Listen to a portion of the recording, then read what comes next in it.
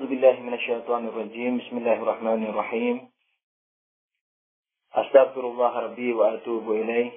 والحمد لله رب العالمين. ثم الصلاة والسلام على أشرف الأنبياء والمرسلين حبيبنا وحبيب رب العالمين أبي القاسم محمد وعلى آله الطيبين الطاهرين المعصومين المنتجبين. أما بعد. Assalamualaikum warahmatullahi wabarakatuh.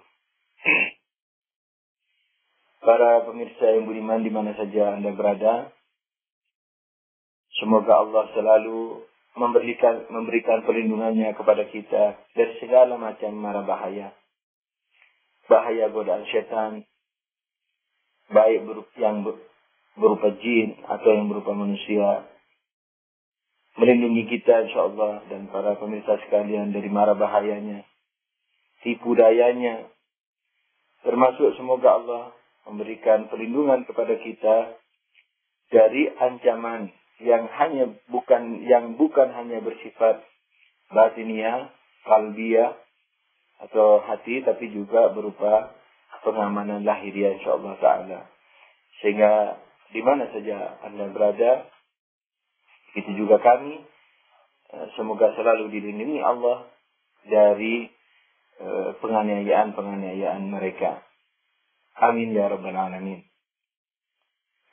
Dan tidak lupa, semoga para pemirsa selalu segar dalam menatap hari-hari, dalam menatap waktu-waktu yang akan dilalui, dan tetap memelihara optimisme dalam diri sejauh apapun sifat buruk yang kita miliki. Jangan berputus asa, jangan berkata bahwa itu sudah sampai kepada tingkatan substansi. Jangan berkata bahwa itu merupakan karakter saya, sudah tidak bisa dirubah. Jangan sampai berkata begitu.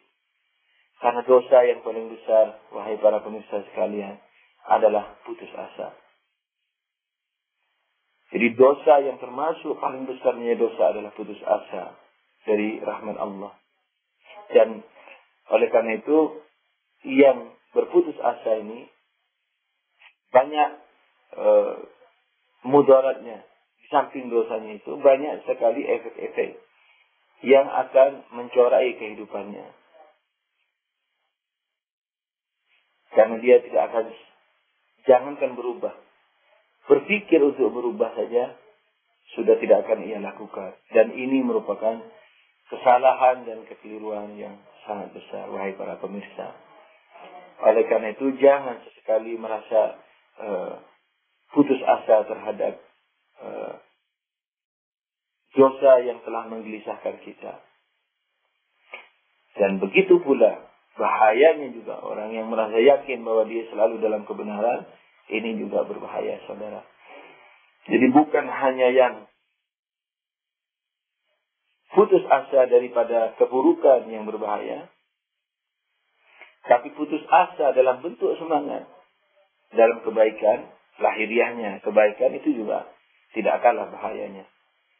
Karena banyak kebaikan yang kita kira itu merupakan kesalahan di hadapan Allah Subhanahu wa taala. Kita merasa iman kita sudah benar, salat kita sudah benar, zakat kita sudah benar, puasa kita sudah benar, akhlak kita sudah benar, kesuamian kita sudah benar, atau keistrian kita sudah benar, atau keguruan kita sudah benar, atau kemuridan kita sudah benar, ketetanggaan kita sudah benar. Nah, ini sangat berbahaya. Oleh karena itu, kita harus menjaga antara dua keadaan ini. Kita jaga supaya tidak putus asa dalam keburukan, kalau masih ada, untuk berubah. Kita juga tidak boleh meyakini 100% dalam artian tanpa koreksi terhadap kebaikan yang kita kira, yang kita sangka, yang kita yakini, sekalipun dengan argumentasi. Jadi mesti harus dicek lagi, recheck dan recheck, begitu seterusnya. Sehingga kita tidak punya kesempatan, setan juga tidak punya kesempatan untuk memberikan was-was kepada kita, bisikan-bisikan supaya kita menjadi sombong. Karena memang kenyataannya kita nggak punya apa-apa untuk menjadi sombong. Kebenaran yang kita punya ini sangat relatif. Jadi harus selalu diperiksa setiap saat. Setiap kesempatan kita harus melakukan introspeksi kepada diri kita. Bukan introspeksi mencari buruknya, tapi yang sudah baik itu diintrospeksi lagi, apakah kebaikan itu memang hakiki atau belum merupakan hakikat. Nah, oleh karena itu kalau hal ini dilakukan, sekalipun masih ada kesalahan lalu mati, insya Allah, Allah sudah menulis pahalanya. Dianggap orang ini sudah mencapai kebenaran. Allah berfirman, A'udzubillahi minasyaitonir rajim, "Wa may yakhruj min baitihi muhajiran ila Allah falakiyahul maut faqad kataba ajruhu 'ala Allah." Barang siapa yang keluar dari rumahnya untuk mencari Allah, lalu dia mati di tengah jalan, maka Allah telah menulis pahalanya. Yani apa? Pahala dia yang sampai kepada Allah itu. Nah, keluar dari rumahnya yani apa? Keluar dari bukan hanya rumah lahiriah. Ketika misalnya kampung kita udah merupakan kampung yang rusak parah, kemudian kita keluar. Bukan hanya itu. Sekalipun termasuk itu sudah tentu. Hijrah lahiriah ini. Hijrah batiniah juga masuk. Ini, "Waman yakhruj min baitihi", barang siapa keluar dari rumahnya. Rumahnya apakah rumah lahiriah atau rumah batiniah? Rumah batiniah itu apa yang perlu kita keluar daripadanya? Kebodohan, maksiat, atau kebenaran relatif. Kebenaran yang tidak dikoreksi dan tidak dikoreksi dan tidak dikoreksi. Jadi katakanlah kebenaran sekali, pencapaian sekali atau sekali pencapaian. Nah ini tak kalah bahayanya dari maksiat. Jadi oleh karena itu semoga Allah memberikan daya kepada kita di samping supaya kita mengoreksi kesalahan-kesalahan kita yang memang nampak dalam diri kita dengan jelas dapat dibangun argumentasinya bahwa ini salah, maksiat contohnya. Nah, semoga Tuhan juga memberikan kekuatan kepada kita sehingga punya kemampuan dan punya semangat keindahan hidup dalam mengoreksi kebaikan-kebaikan yang kita punya. Jadi, melihat kembali apa yang kita punya dari kebaikan-kebaikan itu. Termasuk keimanan. Bukan hanya sholat. Iman kita juga harus dilihat lagi. Apakah iman kita sudah benar? Sholat kita, puasa kita. Nah ini apakah sudah benar semuanya? Argumentatif. Apakah argumennya tidak tergoyahkan? Nah itu harus dikoreksi terus. Sehingga kita selalu diapit dalam perasaan tidak putus asa dan tidak juga terlalu berlena. Sehingga kita selalu terjaga antara dua kondisi, khauf dan raja. Dari satu sisi kita takut, dari satu sisi kita mengharap. Jadi takut yang berlebihan sehingga tidak ada harapan itu tidak bagus. Harapan saja tidak ada argumentasi, tidak ada takut itu juga tidak bagus, tidak benar. Misalnya orang mengatakan, kalau ditanya misalnya, apakah sholat kita sudah diterima? Kita mengatakan, yakinkan bahwa sholat Anda itu diterima. Nah, ini dari mana bisa meyakinkan sholat itu bisa diterima? Yakinkan, yakin itu kan argumentatif. Yakin itu bukan hayalan. Yakin itu tidak bisa kecuali berada di atas argumentasi. Dibangun di atas argumentasi. Jadi, kalau kita ingin tahu sholat kita sudah benar apa tidak, maka kita lihat lahiriahnya, hukumnya. Hukumnya dari mana yang kita ambil. Banyak hukum sholat di dunia ini. Nah, hukum itu dari mana kita ambil. Ketika sudah hukum, termasuk syarat-syarat sholat seperti wudhunya, taharahnya, pembersihan najisnya, itu semua dikoreksi. Sampai kepada perbuatan sholatnya. Dari takbir sampai salam. Setelah dikoreksi lahiriahnya, koreksi juga batiniahnya. Salah satu bukti daripada diterimanya sholat ini, salah guru saya Ayatullah Jauzi Omuli mengatakan mudah sebenarnya untuk mengoreksi, untuk melihat sholat kita itu diterima apa tidak. Ya ini kita lihat diri kita apakah masih melakukan dosa atau tidak. Kalau masih melakukan dosa, itu sholat kita berarti belum diterima secara penuh. Kenapa begitu? Karena Allah berfirman, A'udzubillahi minasyaitonirrajim, inna sholata tanha 'anil fahsya'i wal munkar. Jadi sholat itu mencegah dari perbuatan munkar, perbuatan salah dan munkar. Perbuatan yang merusak. Dosa termasuk merusak diri kita. Nah, oleh karena itu kalau masih melakukan pengerusakan ini, dosa, katakanlah, maka sholat kita masih belum diterima secara penuh. Jadi kita tidak bisa meyakinkan sholat kita diterima. Jadi mengharap tanpa rasa takut itu salah. Takut saja tanpa rasa harapan juga salah. Jadi kita harus di tengah dalam hal ini. Mengharap ampunan Tuhan, penerimaan Tuhan. Tapi juga takut jangan-jangan tidak diterima. Jangan-jangan nanti saya tidak bisa menjawab pertanyaan Tuhan. Kenapa sholat begini? Kenapa tidak sholat begitu? Belum lagi ditanya hatinya, kamu sholatmu tidak untuk aku. Kamu riya. Misalnya, na'udzubillah, atau kamu sombong, dan seterusnya. Nah, oleh karena itu semoga Allah selalu memberikan kepada kita daya dua-duanya ini. Yakni takut yang memiliki harapan, harapan yang memiliki rasa takut, sehingga kita selalu mengoreksi diri kita. Pada pembahasan yang telah lalu, akhir pembahasan yang telah lalu, kita sedikit membahas mengenai pertanyaan yang mungkin terbesit dalam benak para pemirsa yang budiman di mana saja berada. Yaitu tentang ayat wa yas'alunaka a'udzubillahi minasyaitonirrajim wa yas'alunaka 'anir ruh qulir ruh min amri rabbi wa ma utitu minal ilmi illa qalilan. Jadi mereka bertanya kepadamu tentang ruh, wahai Muhammad, katakan bahwa ruh itu urusan Tuhanku dan kamu tidak diberi ilmu kecuali sedikit. Nah, jawaban ini bukan jawaban negatif. Jadi bukan menolak jawaban, tapi memberikan jawaban. Jadi jawabannya positif. Karena amrullah ini dalam ayat yang lain Allah menjelaskan innama amruhu idza arada syai'an an yakul lahu kun fayakun. Urusan Tuhan itu yakni manakala berkehendak mengatakan jadilah maka terjadilah. Jadi kun fayakun ini dalam istilah filsafat Islam yaitu perubahan non proses.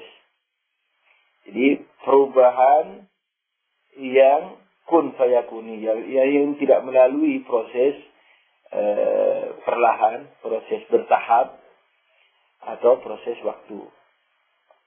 Jadi dalam salah satu tafsiran ayat ini yakni wa yas'alunaka 'anir ruh itu salah satu tafsiran mengatakannya seperti ini. Mereka bertanya kepadamu tentang ruh, wahai Muhammad, katakanlah kepada mereka bahwa ruh itu adalah non materi.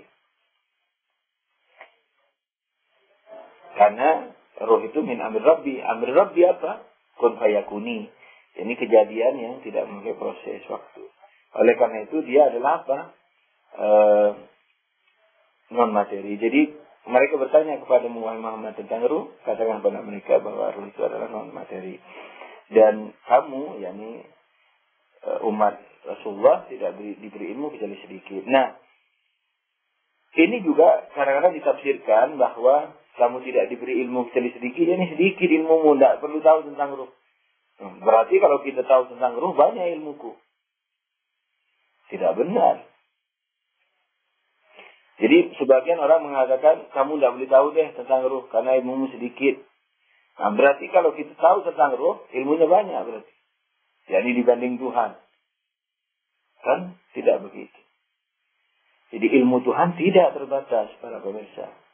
Jadi sekalipun kita tahu tentang ruh sedetail apapun, itu masih sedikit. Karena ilmu Allah tidak terbatas.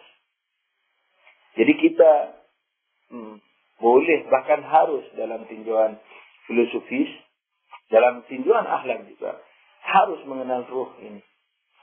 Jadi sebelum kita membahas yang diidamkan oleh masyarakat muslimin umumnya tentang mana baik, mana buruk, kalau hanya itu yang diketahui, maka tidak akan banyak manfaatnya. kita harus tahu diri kita dulu. Dan kita harus tahu akhlak itu apa. Dan kita sudah katakan bahwa akhlak jama' atau plural dari khuluq. Nah, dan khuluq itu adalah karakter yang dalam istilah lain, dalam akhlak dikatakan telah menjadi karakter, malaka, kalau dalam filsafat boleh dikatakan menjadi substansi. Sudah menjadi substansi manusia. Begitu. Jadi, ketika akhlak itu adalah sifat-sifat, apakah itu baik atau buruk, yang menempel kepada ruh manusia yang telah menjadi bagian daripada ruhnya. Artinya telah menjadi bagian tak terpisah. Sehingga dalam bahasa umum dikatakan karakter. Dalam bahasa filsafat dikatakan substansi. Telah menjadi substansinya, menjadi zatnya. Nah, karena akhlak itu seperti itu, maka kita wajib secara akal mesti mengetahui ruh kita. Keadaan ruh kita, zat ruh kita, hakikat ruh kita itu seperti apa. Karena ini yang nanti akan menerima sifat-sifat itu. Apakah sifat itu masih berupa sifat atau akan menjadi substansi atau menjadi zat. Nah, jadi kita secara akal itu sudah seharusnya kita mengerti tentang hakikat daripada ruh manusia. Seperti Anda kalau ingin mewarnai rumah, menghiasi rumah, Anda bisa mewarnai rumah atau menghias rumah atau memilih model rumah manakala Anda mengenal rumah itu. Ini apa arti rumah? Kalau Anda belum tahu atau kita belum tahu arti rumah itu apa, maka tidak banyak berguna membahas warna rumah, bentuk rumah. Jadi manakala kita tidak tahu bahwa rumah itu istilahnya tempat istirahat kita, tempat berteduh kita, tempat kenyamanan ruhaniah kita. Salah satu sahabat besar, kalau tidak salah, Salman, itu menyiapkan baju dingin. Sebelum masuk musim dingin, dia sudah menyiapkan baju dingin. Ditanya, kenapa kok sudah siap sekarang? Dia katakan, karena aku ingin tenang. Ini beribadah kepada Allah tenang, tidak mikir apa-apa lagi. Walaupun sederhana yang disiapkan itu sederhana, bukan kemewahan. Jadi yang daruriyat saja dalam istilah bahasa Arab. Yani yang emergensi saja, yang penting saja yang disiapkan dan tidak mahal, yang penting hangat untuk musim dingin. Nah, salah satu fungsi rumah diantaranya ketenangan rohani manusia untuk beribadah kepada Allah. Misalnya, ketika kita tidak mengenal rumah bahwa dia tempat berteduh untuk kita dan anak istri kita dan seterusnya, kenyamanan rohani kita tidak tahu fungsi rumah dan hakikat rumah seperti itu, maka membahas tentang model rumah, warna rumah dan seterusnya merupakan pembahasan yang kurang bermanfaat. Begitu juga dalam akhlak kita ini. Ketika akhlak itu sifat daripada ruh dan sifat yang sudah mentajauhur, yang sudah menjadi substansi atau menjadi zat atau sudah menjadi karakter, maka tidak akan banyak manfaatnya kalau kita tidak mengerti yang akan memiliki itu. yakni ruh kita. Oleh karena itu, para pemirsa yang budiman di mana saja berada, pembahasan mengenai ruh manusia ini akan kita lanjutkan. Dan justru disinilah letak daripada keprofesionalan pembahasan akhlak. Nah, oleh karena itu, kita harus mengerti ruh manusia dan kita akan membahasnya insyaAllah sedikit demi sedikit. Dan mudah-mudahan para pemirsa sabar, bersemangat, dan meresapi pelajaran-pelajaran ini sehingga bermanfaat bagi kita sekalian di dunia dan di akhirat. Amin ya rabbal alamin. Jadi kesimpulannya adalah sebanyak apapun kita mempelajari tentang ruh ini, itu masih sangat sedikit. Wa ma utitum minal ilmi illa qalilan. Jadi kalian tidak diberi ilmu kecuali sedikit. Nah, satu hal lagi tambahan, ketika Allah mengatakan kamu tidak diberi ilmu kecuali sedikit, misalnya ilmu tentang roh ini kecuali sedikit, berarti kamu boleh mengetahui roh itu. Misalnya bisa juga diambil pemahaman balik seperti itu. Jadi boleh mengetahui ilmu, mengetahui roh.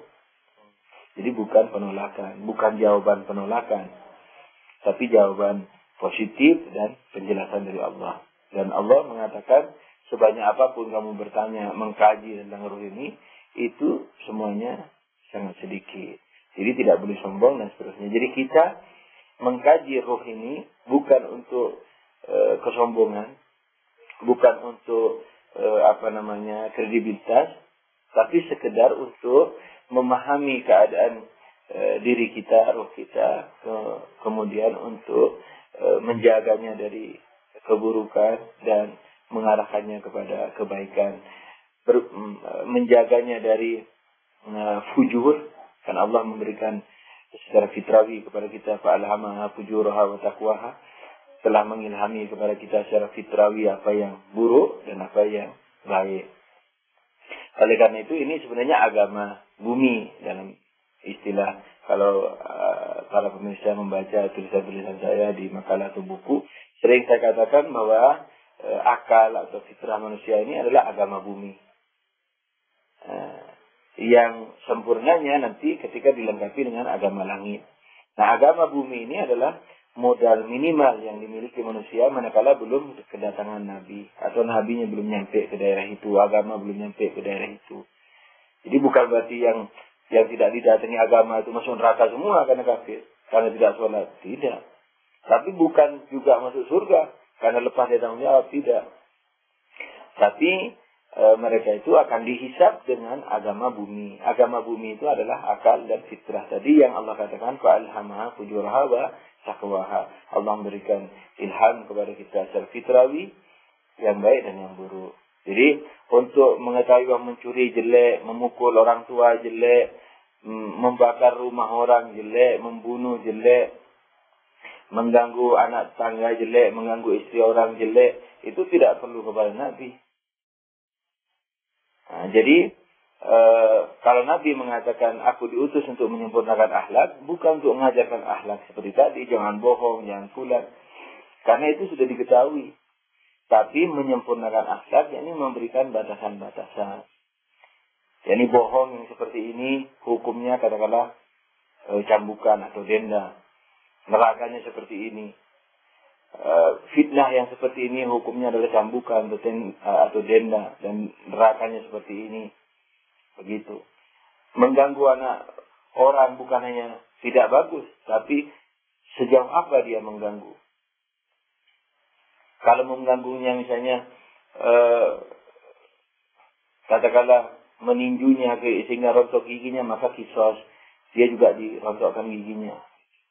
Jadi ketika Rasulullah mengatakan ini bu istri utama makarimah akhlak, aku diutus untuk menyempurnakan akhlak, yakni bukan mengajari akhlak.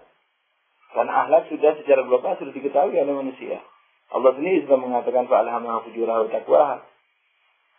Tapi menyempurnakan akhlak yakni memberikan batasan-batasan kepada akhlak itu.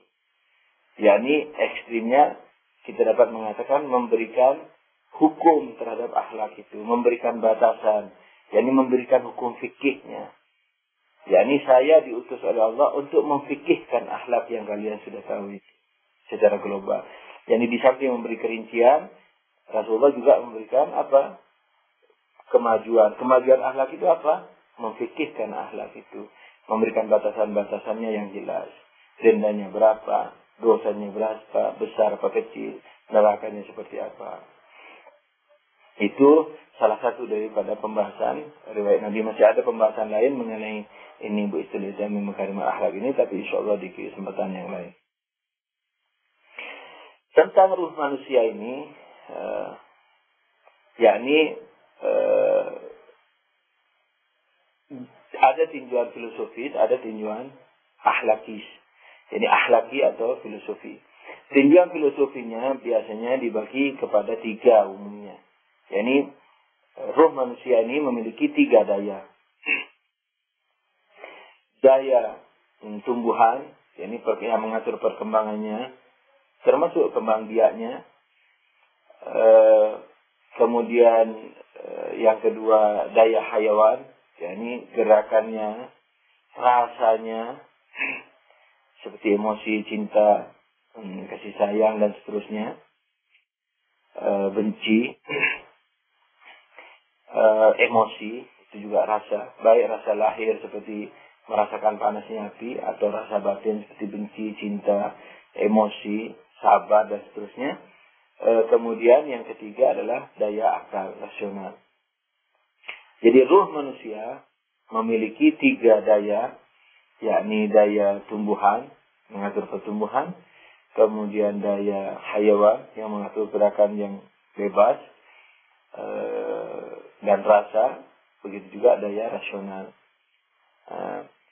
Saya sering juga menyisipkan, walaupun ini mungkin kurang bermanfaat kecuali dalam pembahasan-pembahasan kubur sebagaimana telah disebutkan tadi, yaitu daya tambang. Sebenarnya para filosof juga mempercayai ini daya tambang, karena yang mengatur putaran-putaran atom badan, detak jantung dan seterusnya itu adalah roh juga. Oleh karena itu sebenarnya roh pada hakikatnya memiliki 4 daya tambang, yakni yang mengatur putaran-putaran atom badan, kemudian daya tumbuhan yang mengatur pertumbuhannya, kemudian daya hayawan, rasa dan gerakannya, kemudian daya rasional, yakni daya pikirannya. Itu kalau roh manusia. Kalau roh binatang sampai kepada hayawan saja, yang mengatur rasa dan gerakan yang bebas. Kalau pohon sampai kepada daya tumbuhan saja, jadi dia hanya berkembang saja, gerakannya tidak ikhtiar, tidak ikhtiari, tidak punya rasa juga sebagaimana rasa yang dipunyai oleh binatang. Marah, kasih sayang, cinta, binatang menyintai anaknya, mengasihi anaknya. Marah kalau diserang oleh binatang lain dan seterusnya, tapi pepohonan tidak memiliki itu. Dia hanya daya tambang dan daya rohnya itu hanya memiliki daya tambang dan daya pertumbuhan saja. Sementara bebatuan, air dan seterusnya hanya memiliki daya tambang, tidak memiliki daya tumbuhan. Oleh karena itu tidak berkembang.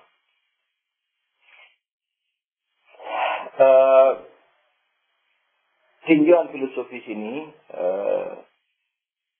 sekali lagi, tinjauan filosofis adalah yang dimaksudkan tinjauan filosofis, yang tinjauan hakikatnya manusia sesuai argumentasi akliah. Nah, tinjauan filosofis ini, yakni yang membagi ruh kepada 4 daya, yakni daya tambang, tumbuhan, dan hayawan serta akal ini mengurai tentang roh manusia, dan ini sangat besar manfaatnya. Karena nanti, insya Allah pada pelajaran berikutnya, saya akan menyajikan tinjauan akhlak terhadap daya roh. Jadi, dalam akhlak nanti dikatakan roh memiliki sekian daya, umpamanya. Sekian daya itu berlainan dengan tinjauan filosofis, karena kalau tinjauan filosofis tinjauan seluruhnya, daya seluruhnya, apa adanya. Kalau tinjauan akhlak adalah dari dimensi, jadi meninjau roh dari dimensi hubungannya dengan pelajaran akhlak. Oleh karena itu, insya Allah pada pelajaran yang akan datang, kami akan sajikan tinjauan akhlak terhadap ruh, yakni dari dimensi akhlak, dan insya Allah akan kita bedakan antara, akan menjadi jelas bagi kita beda dua tinjauan ini, kemudian sisi kesamaannya juga dan manfaatnya insya Allah Ta'ala. Semoga Allah selalu menjaga kita dari dosa, dari kesalahan berpikir, dari kesalahan argumentasi, dan bahkan menunjukkan kepada kita kesalahan itu sebagaimana ia, sehingga kita selamat daripadanya, dan juga Allah semoga memberikan kekuatan kepada kita untuk meninggalkan kebatilan itu.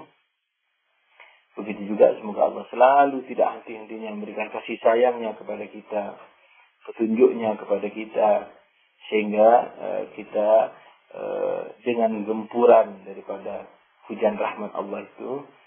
Karena dalam istilah air menetes batu berlubang, barangkali dengan hujan rahmat Allah itu kalbu-kalbu kita yang mungkin masih sekeras batu akan berlubang juga, akan menjadi luluh dan menjadi lunak, menjadi jinak, sehingga dia akan menjadi hamba Allah yang berkarakter bagus, berkarakter baik, yang biasa dikenal dengan hamba Allah yang soleh. Semoga Allah mendengar dan menjawab dan mengabulkan doa kita, dan semoga Anda di mana saja berada selalu dalam keadaan sejahtera dan bahagia. Amin ya rabbal alamin. Allahumma shalli ala Muhammadin wa alihi tahirin. Wabillahi taufiq wal hidayah. Wassalamualaikum warahmatullahi wabarakatuh.